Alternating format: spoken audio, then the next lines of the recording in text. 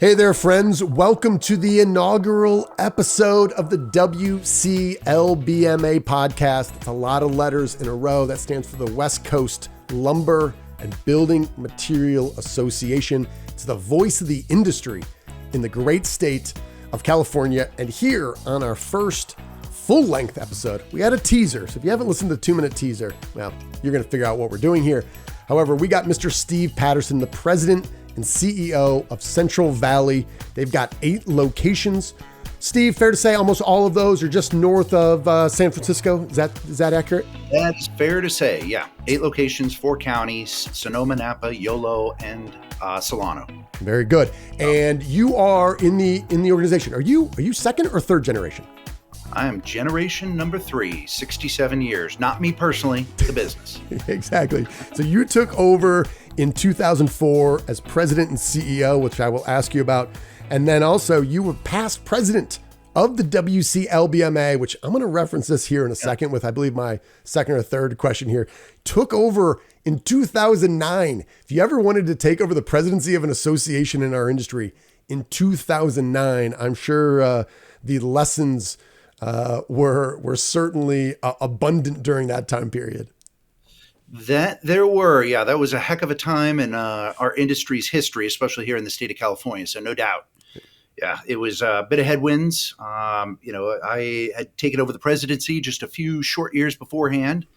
As I've shared with people before, anecdotally, that initially when I was president in 04, everything I touched turned to gold. And then a few short laters, everything I touched, well, you know how it goes. I was the dumbest man on the planet and couldn't turn a buck to save my life. But fortunately, we did a lot of the right things and came out of that with flying colors. And I think some of the things we did as a business, I carried into that presidency in 2009, just in terms of trying to be optimistic and leading with, enthusiasm in a time where it's very difficult to do so. Yeah, absolutely. And overall headcount, ballpark, current employee list right now? 220, somewhere in there, about 220, 225, yeah. Okay. Wonderful. So let's start in here. I've been seeing the headlines. I'm based in Dallas. We have kind of clients all over. A couple of weeks ago, I was near your locations there, and a lot of the discussion was kind of around some of these headlines that came out from State Farm and came from Allstate that were talking about how they're not going to be selling new home insurance policies in California. And for me, that almost like put me back in my chair and started thinking about the ramifications. And I realized my head was just going to explode when you start thinking about the intended and potential unintended consequences of that. And you think of the role that insurance and risk plays in every part of our lives. So I was just curious, how did you begin to start thinking about that? And what do you think it means for you and your business? That's, it's a great question. And, one thing is for sure here in the state of California is that there's always some great pronouncement like this, much to our chagrin as business people. But, interestingly, this one's a little bit near and dear to me because first job out of college, and this goes back to the early 90s, I worked as a commercial marine underwriter for Hartford Fire Insurance. And for the marine insurance, that included builder's risk. So any dwelling under construction and also transportation risk. So one thing, though, that I learned, now a lot's changed since the early 90s in the insurance world, but what's interesting is much like our industry, a lot of things repeat themselves. So there's a cadence. And what I can say and reassure the audience is that, insurers, carriers like Allstate, et cetera, they do pull out of states for different reasons. And this isn't the first time that something like this has happened. It might be, workers' comp. It might be general liability. It's some type of insurance coverage. Now, this one, of course, is a little bit shocking because you're talking about something that's near and dear and personal to everybody's heart, which is related to our homeowners, right? And that hits. As I understand it, and I'm not a complete expert in this field, I haven't investigated it to the degree and depth that others have, but they're just not writing new policies. They're honoring existing, which is good. And the crux of the matter, as I hear it, is just the cost of construction. And I'm a little bit curious from my own perspective, and this is something that I would look into, is just what are they basing that cost of construction on? Is it over the past couple of years when things were so inflated? You know, and my guess is that there's going to be a discussion. This isn't going to be a long-term decision. There's probably going to have to be some discussions between the commissioner, the insurance commissioner, and these carriers. And I would expect to see a resolution. I cannot predict and won't predict as to when or what it will look like. Quite frankly, I'd have to look into it a little bit more. Short-term wise, yeah, that's a bit of a shock. You know, if you're buying a new home, you know, you can't close on a house unless you have the insurance placed. And so I'd have to look into what other substitutes are out there, how many are available. I know that there's a pool in the state of California. It's expensive. That's the pool into which some of our customers have had to go. So if you are in the country, if you have a custom home, for example, like a lot of folks, like a lot of ours, that's been a real risk. If you're up in the hillsides, away from a fire department, source of water, et cetera, you know, you have been kicked into the high risk pool over the past few years. So, you know, again, short-term implications that can cause a few problems. It's probably going to be more expensive. Will it stop construction completely? I don't think so. Will it pull some people out of the pool from buying a home? Quite possibly. Again, I'm optimistic that it will be resolved, though, in the not too distant future. Yeah, and maybe that's a good transition here, Steve, because when I think about there are certain set of risks and challenges and obstacles that face our entire industry. And it's largely uniform, whether you're in Dallas like me, or you're in California like you, or New York, or any place in the country. However, certain other aspects, when I'm just like looking, just reading the headlines and talking to folks who live in California and some of the challenges you guys have faced. Obviously, you got the fires, there was mudslides, there was floods, and then you turn around a month or two later in a different part of the country or part of the state, there's not enough water. So you're just like, my gosh, every time you turn around, there seems like if you are the person who thrives on negativity, well, I got news for you. There's plenty of things to focus on. I'm interested from a leadership standpoint, and I think also it's instructive thinking about your presidency of the WCLBMA during 2009, which, oh my gosh, right? We can talk about that. But in terms of like leadership, how do you rally your team and say, listen, you know what? There is always uncertainty. There are always roadblocks in the way. And yet we're going to find a way to work around them, to lead through them, to help our customers and all that. How do you give this sense of optimism given all the things that you guys are facing? Yeah, you know, it's funny. I'm writing a quick note here just to make sure that I grab the points, but I'm reminded a little bit. I guess this is the perspective that one has after being in the industry for a while, is that, and this will sound a little bit, trite, colloquial, et cetera. But, you know, the point is that one thing we can be sure of is change. And so, that change can be positive or negative depending upon one's perspective. You know, unfortunately, some of the things have been somewhat negative for the housing industry, at least as of the past, say, 12 months, give or take. And yet, sometimes that can be very positive for someone else. Now, for me, I guess it's just understanding that we shouldn't get too emotional or focused on the fact that change is occurring. Rather, it's how we respond to that change. So, for me, it's a little bit easier because I'll confess that I'm a little bit more of a natural optimist. So just looking at the bright side of life, the good old Monty Python line. Of course. Hopefully there's a few Python fans out there. Is just part of how I would prefer to live, let alone lead. And so, for me, though, in times like these, people are counting on us to be out there. And so it's simple. I know some people do it naturally, but I think my encouragement would be to do it even more, which is just to be present, just to be out there in the business. People want to hear you. They want the reassurance. Your visibility is comforting. Your words of wisdom are desired. They want to see you. They work for your business because they know the owner, they know the leader, they know the key people. That's why they come to us. And so if we're not there, obviously it creates a vacuum, and that sets us up for, the obvious, which is people get concerned. Oh my gosh, if they don't care, is something happening? Are we going to fail? So being present is probably one of the key pieces of advice that I would offer. the funny thing is you start out with the 2009 and let's see, at that point, my wife and I had a few kids and they were very young at the time. And, but what that means is I was watching a lot of Disney or Pixar. And so unfortunately, a lot of my references were Disney and Pixar. And one of them in particular that had come out, which was crazy, was Finding Nemo, right? You know, the little clownfish. And the Nemo's little partner there, Dory, is the indefatigable optimist in there, and had the line, "Keep on swimming, keep swimming." Yes, exactly. And I've used that line way back then. Because it also is something that we need to remember, that it's incumbent upon us that even though we don't want to get up in the morning, or we just rue the fact that I'm going to have to go face these employees, or, damn it, it's another month of, looking at substandard performance. We just got to keep forging ahead. People are counting upon us. And so, it's important to continue that, to persevere and be persistent. So anyway, You coupled that nicely. Start off with a little Monty Python, which I do that too. We do a gratitude segment, which I think in sales too, with especially ambitious salespeople, as you know, I know you have them. You have many of them.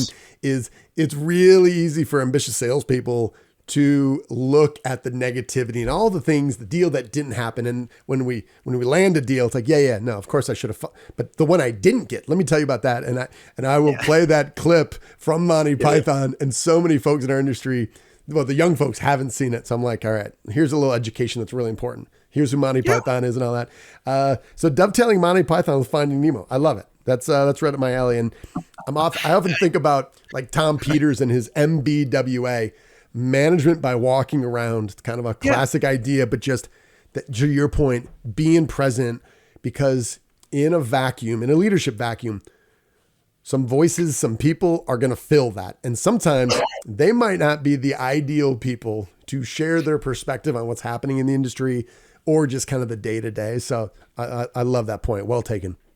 Yeah. It's and honestly, it's what I enjoy.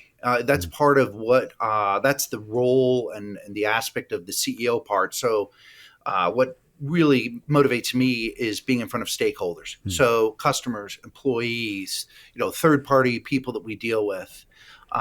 That's gives me energy. And so that's why, for me, in terms of being an optimist, it just comes a little bit more naturally to me than it may for others. And that's why I encourage it, though, is that it plays to my strength, whereas for other people who, let's say, are a little bit more classically introverted, they have to compel themselves to do it. And but I certainly encourage it, because that management by walking around, it's a classic, and it works. Yeah. So let me ask you about maybe Entekra, an LP.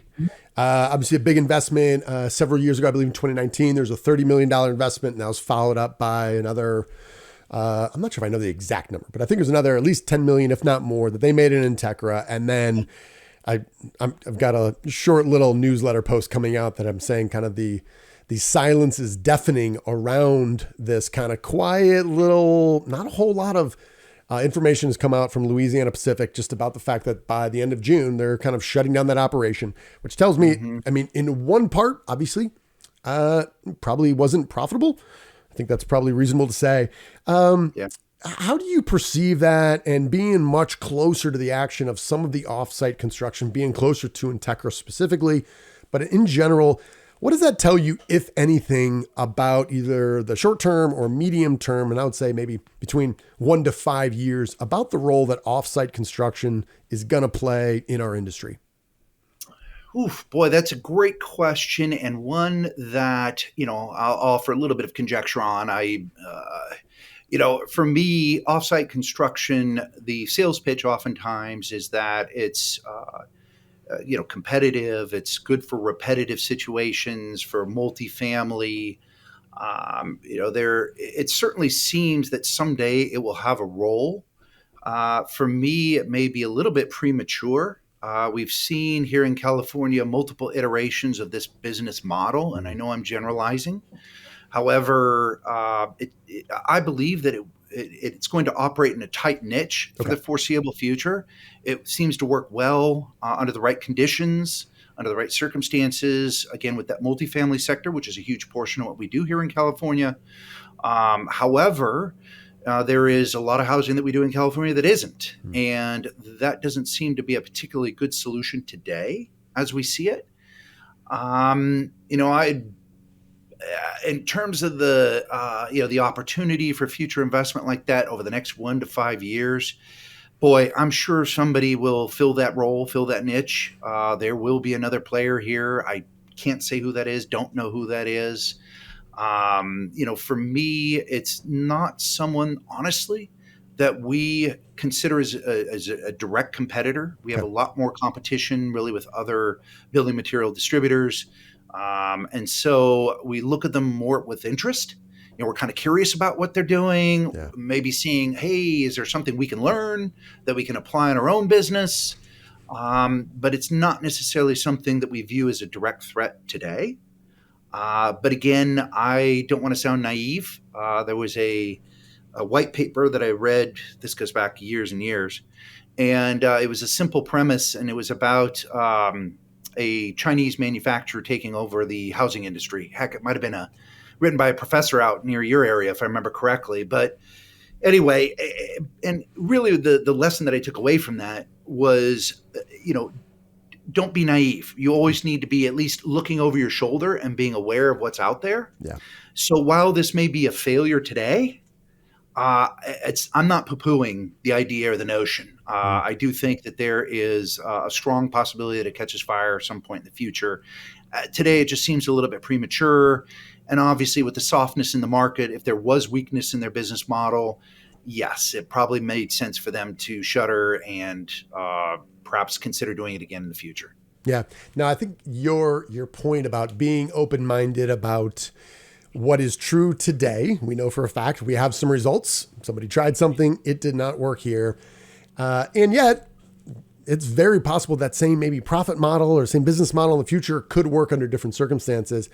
I continually view this as some version of like the EV electric cars, in that I remember sitting in, third grade and seeing a textbook that had a picture of a solar powered electric car.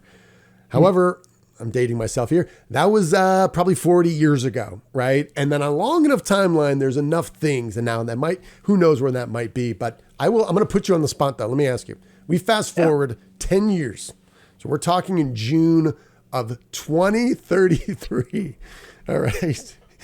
What percentage, if you had to peg a number, single percentage, what percentage of, we'll just say total residential construction will be driven through offsite construction? If you had to put a number to it.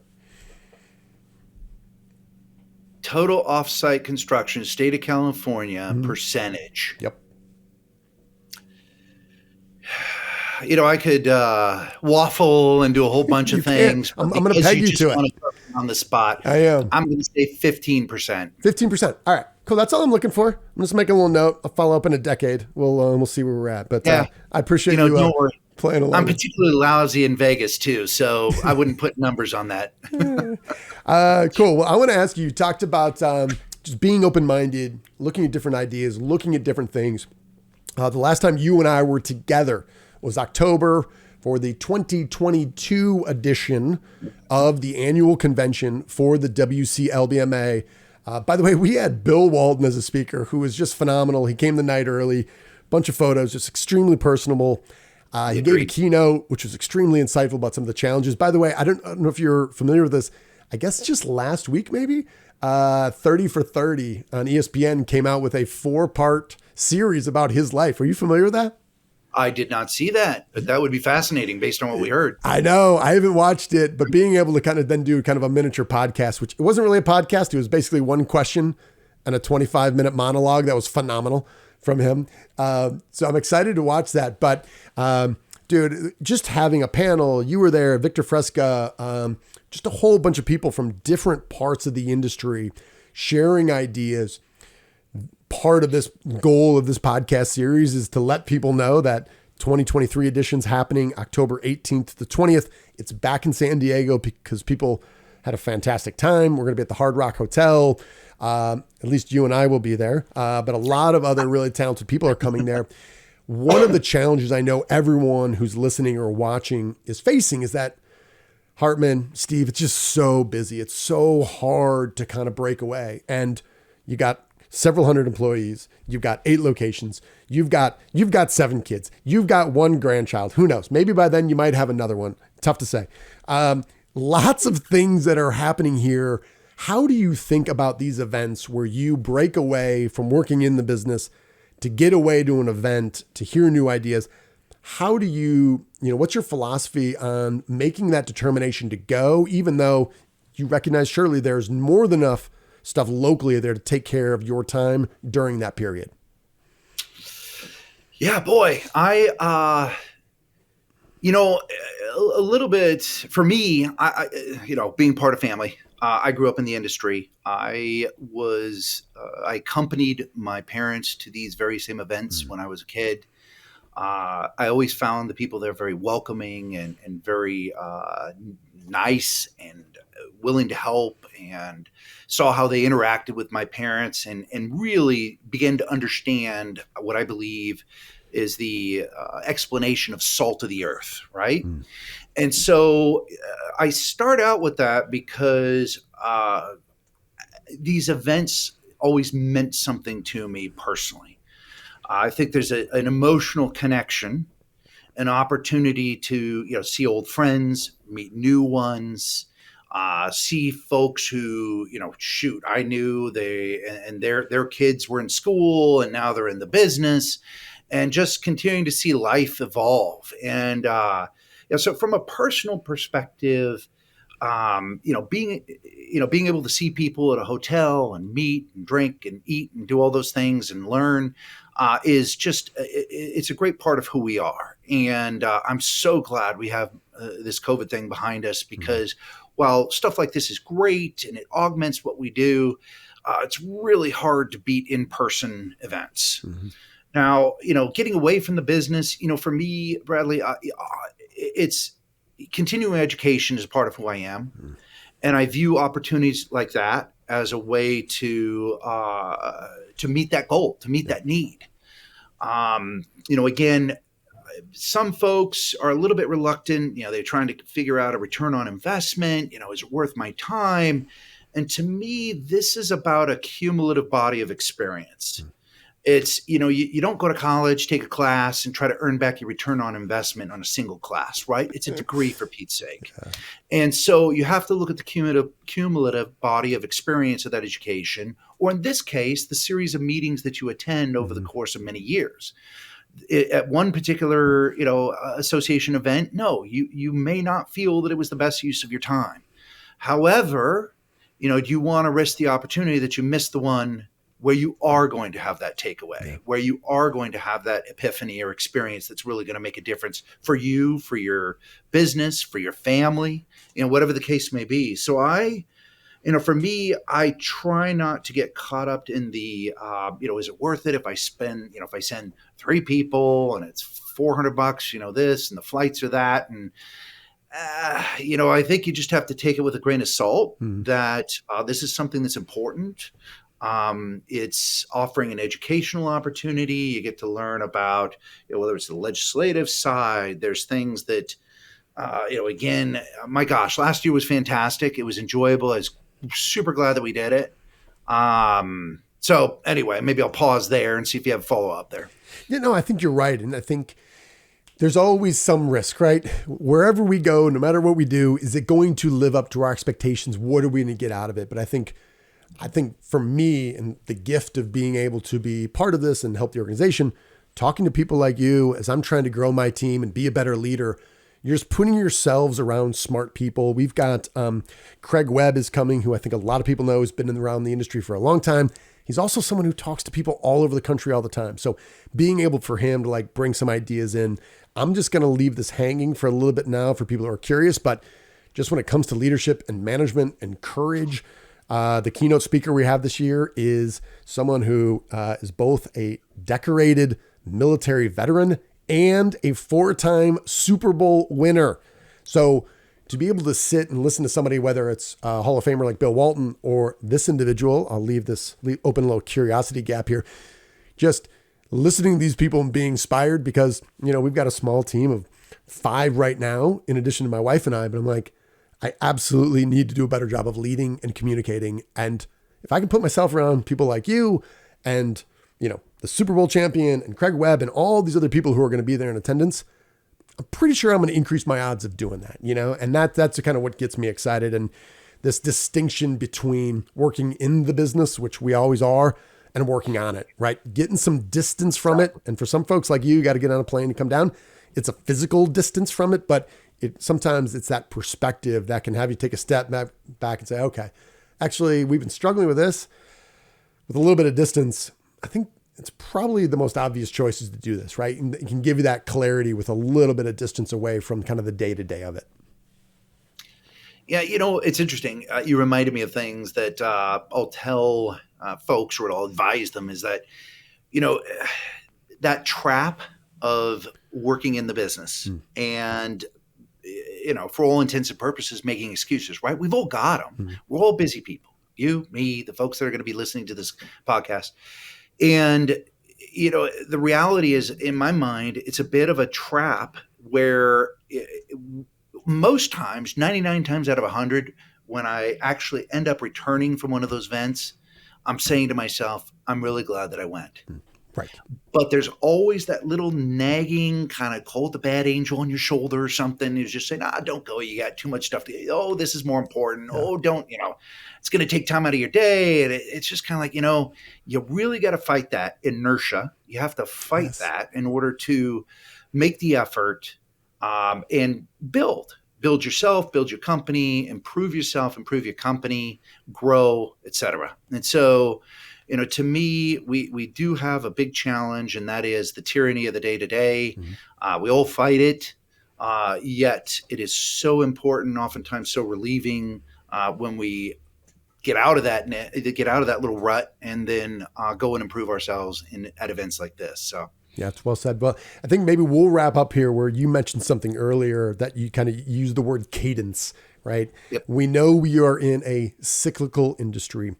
What do they say? That history repeats itself, or maybe doesn't repeat itself, but it rhymes. Whatever you want to say is that a lot of human experience is pretty darn close, or there's some really consistent themes that has resulted in leaders pursuing a different path, and sometimes a counterintuitive path to help them through this. And I think that's why I'm excited to go here and see folks like you and other people who have been down this before, is that, hey, you working, I didn't know that, working for an insurance company when you started, and the way that you thought about risk and the way you worked with the underwriters to price that risk. There's going to be some lessons in there that are absolutely appropriate, a couple decades separated, that people can apply now. And again, I think you get smart people together, you can trust that good things are going to come out of it, and you're going to have an insight or two that you can take back and implement with your team. So, well, hey, appreciate you making time for this. I also appreciate you, from a leadership standpoint, allowing Matt Endress to serve as the president of the WCLBMA now, because as you know, and as I know, Matt knows right now, it takes a lot of work to get in there to really put on not only just a great annual conventions, which we absolutely will do, but just the day-to-day. There's ongoing value the association's delivering to members, darn near every single week. So I appreciate you being able to allow him to kind of get off to put that forth. And I'm really excited to see you back, if not before, in October, back in San Diego. And again, that's October 18th to the 20th. If you are interested, go to the WCLBMA's website, or hell, you can reach out directly to me. I'll make sure you get signed up, and I'm excited to be there. So Steve, thanks for making time for the podcast. Yep. Thank you, Bradley. Appreciate it very much. And we'll see you soon.